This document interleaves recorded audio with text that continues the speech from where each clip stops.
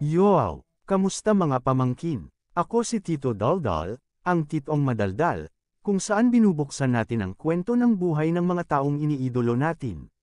Dito, hindi lang natin pinag-uusapan ang tagumpay, kundi pati ang mga pagsubok, pagkakamali, at kung paano nila nalampasan ang lahat para marating ang tuktok. Kaya kung hilig mong makinig sa mga kwento ng inspirasyon, mula artista, atleta, henyo, hanggang sa mga kontrobersyal na personalidad, make sure to like, subscribe, at i-click ang notification bell para lagi kang updated. Ngayong episode, ang kwento natin ay parang kwentong probinsyano na naging alamat sa hardcourt. Tahimik, simpleng mamamayan, pero pagdating sa basketball court, halimaw sa rebound, scorer sa paint, at haligi ng PBA. Mula sa tabing dagat ng Cebu, umakyat sa tuktok ng Philippine basketball. Ito ang kwento ng The Kraken, walang iba kundi si Junmar Fajardo. Pero bago ang malupit na kwento, baka naman pwedeng i-like mo muna tong video, mag-subscribe ka na rin, i-hit ang notification button at tulungan mo si Tito Daldal sa ating road to 500 subscribers. Suporta mo ang lakas ko, mga pamangkin. Simulan na natin ang kwento. Si Junmar Fajardo ay isinilang noong November 17, 1989, sa Cebu. Bata pa lang, pansin na agad ang kanyang tangkad. Pero kahit ganoon, mahiyain, tahimik, at hindi maangas. Lumaki siya sa Pinamungahan, isang simpleng bayan sa Cebu. Walang mamahaling sapatos, walang aircon na gym, pero merong pamilya, disiplina, at pangarap. Noong high school, halos wala pa siyang formal training sa basketball. Pero kahit hindi pa polished ang galaw, halatang may potential. Sabi nga ng mga tao noon, pag lumaki tong batang to, siguradong future big man.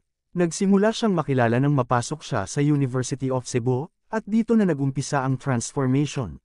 Coach Boy Cabahag ang unang humubog sa kanya. Araw-araw ang ensayo, bawal ang reklamo, bawal ang absent. At unti-unting naging halimaw si Junmar sa ilalim ng ring. Dominante, malinis gumalaw, disiplinado. Dahil dito, napansin siya ng mga scouts sa Manila.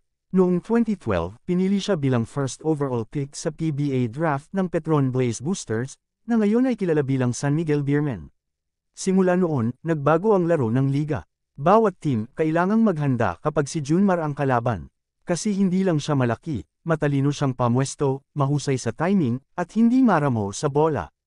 At eto na mga pamangkin, sunod-sunod ang MVP awards ni Junmar.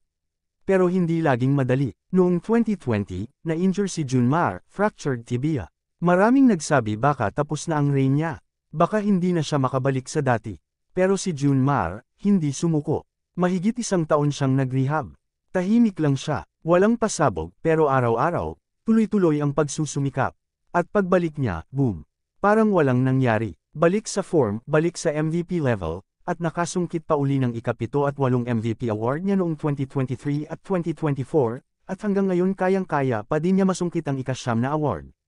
8-time PBA Most Valuable Player, pinakamarami sa kasaysayan ng liga. Multiple-time champion, Finals MVP, Best Player of the Conference, All-Star MVP, Completos Recados. Pero kahit pa ng awards, si Junmar ay humble pa rin. Tahimik lang, walang yabang. Pag pinuri mo, ngingiti lang. Walang trash talk, laging ginagalang ang laban. Sabi nga niya sa isang interview, trabaho lang. Hindi kailangan magsalita ng marami. Mas okay na ang laro ang magpaliwanag. Hindi rin matatawaran ang serbisyo ni Junmar para sa Gilas Pilipinas. Kahit may injury history siya, laging available, laging ready kung tatawagan ng bansa. Kahit gaano kahirap, bitbit ang bandila. At sa bawat laban, dala niya hindi lang ang pangalan niya, kundi ang boses ng mga probinsyanong nangangarap. Kahit superstar na, simpleng tao pa rin si Junmar. Mahilig sa isda, probinsya, at kalikasan. Walang sports car, walang mansion, walang flashy na pamumuhay. Masaya na siya sa tahimik na buhay, kasama ang pamilya, aso, at paborito niyang nature trips. Ang tunay na kayamanan ni Junmar. Kapayapaan. Mga pamangkin, ang kwento ni Junmar Fajardo ay hindi lang kwento ng basketball. Ito ay kwento ng sipag, pasensya, at paninindigan.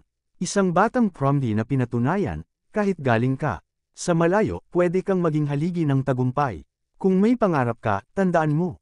Kahit gaano ka kabagal sa simula, basta hindi ka humihinto, makakarating ka rin sa rurok.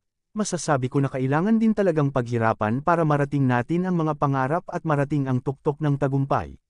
Kung na-inspire kayo sa kwento ng ating PBA legend, i-like nyo na tong video, mag-subscribe sa ating channel, at tulungan si Tito Daldal sa road to 500 subscribers.